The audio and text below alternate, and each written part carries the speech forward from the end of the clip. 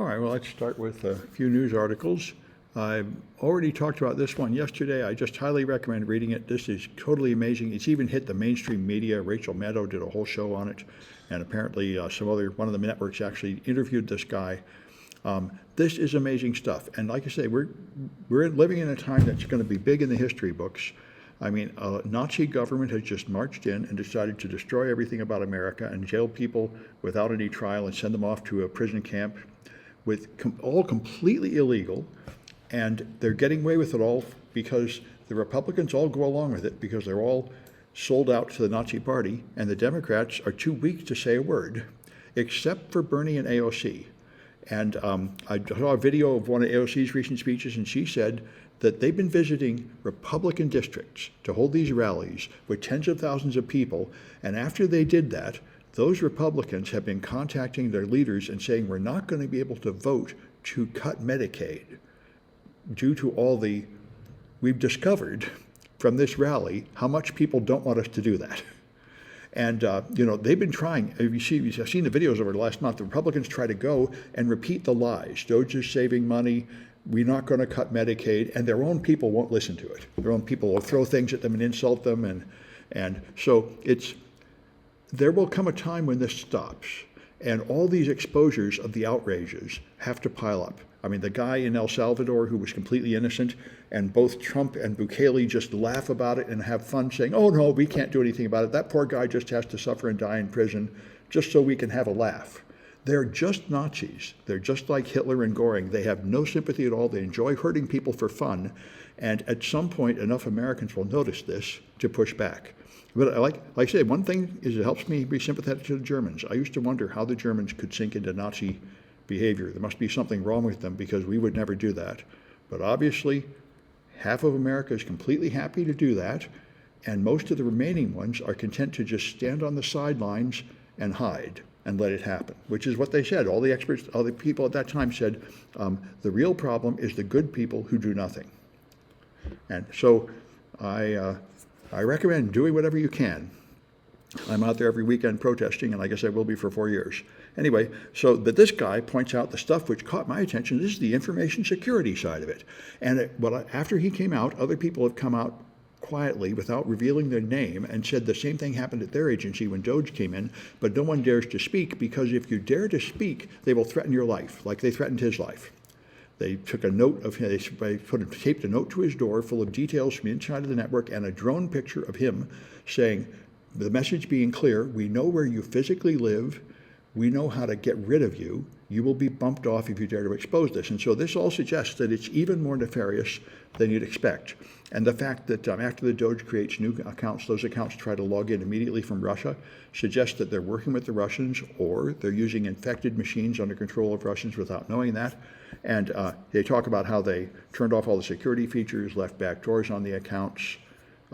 It's just amazing, violating all the security procedures, and illegal is stealing data, which is confidential by law, to use and mix with other data, which they're not allowed to have. They've been harvesting data from all over the government, sending it to some unknown place for unknown purposes, and apparently sending it all to Russia, either intentionally or unintentionally, handing it over to our enemies, which is what everybody said. The security experts said from the start, that even if these people are just arrogant fools and not enemy agents, they are breaking all our security policies and exposing us to enemy attack.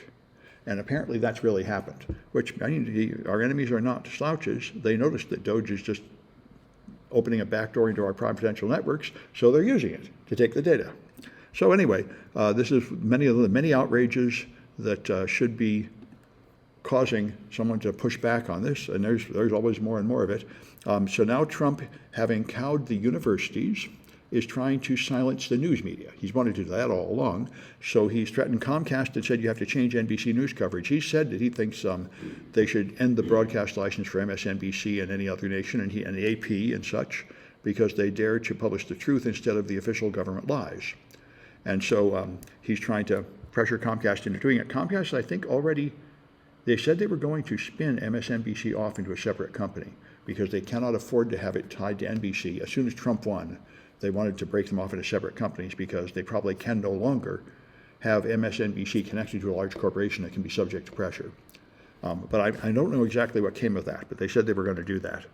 Anyway, so he's trying to silence the news reporters, and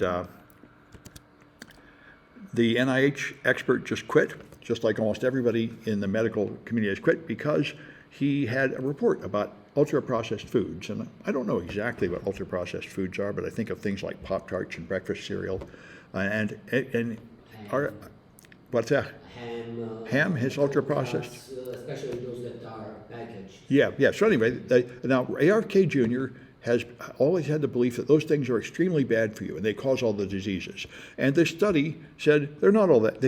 He's been claiming that they deliberately put additives in the ultra-processed food to make you addicted to them, which, by the way, I think is true of cigarettes. I've certainly heard this from really reputable sources, that the American cigarettes have special chemicals added to make them more addictive. And if you get like raw tobacco from like Indians, it's not that bad.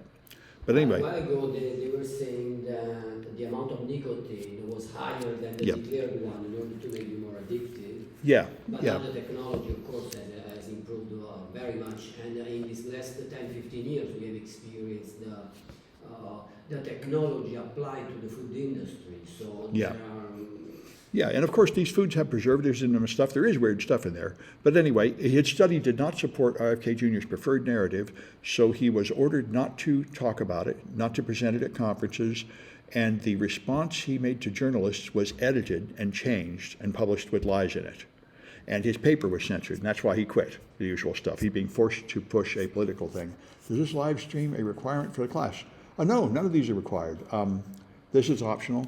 I make videos you can watch later. You can also, it doesn't affect your grade at all. The only thing that matters is the projects and the quizzes you'll find in Canvas and discussions in some of the courses. Now, it's not required. I'm just here to help if you want. Anyway, I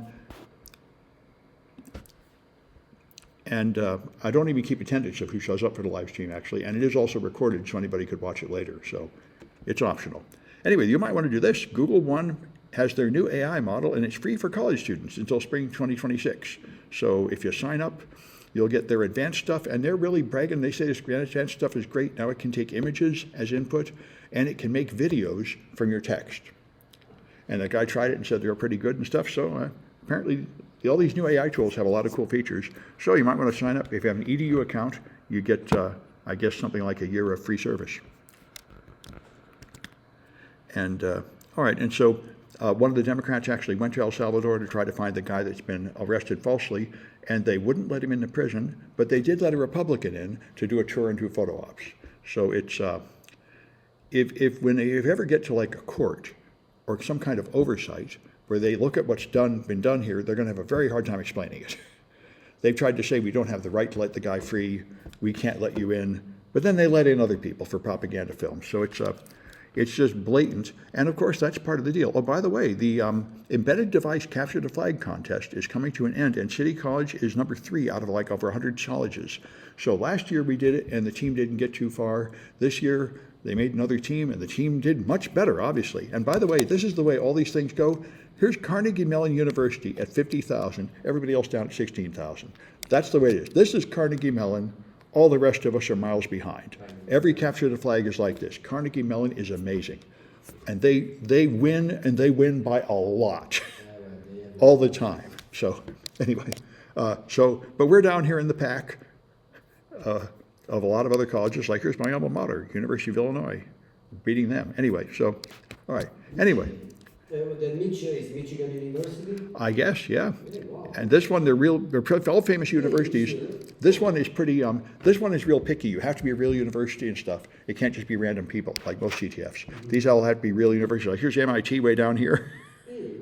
Brigham Young. I know, we're beating a whole lot of colleges that we logically shouldn't be beating at all. I mean, we ought to be behind all the famous four-year universities, but it's not that way.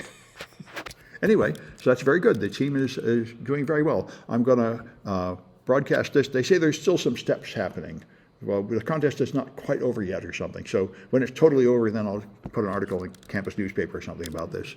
Anyway, that's enough of the news, such as it is.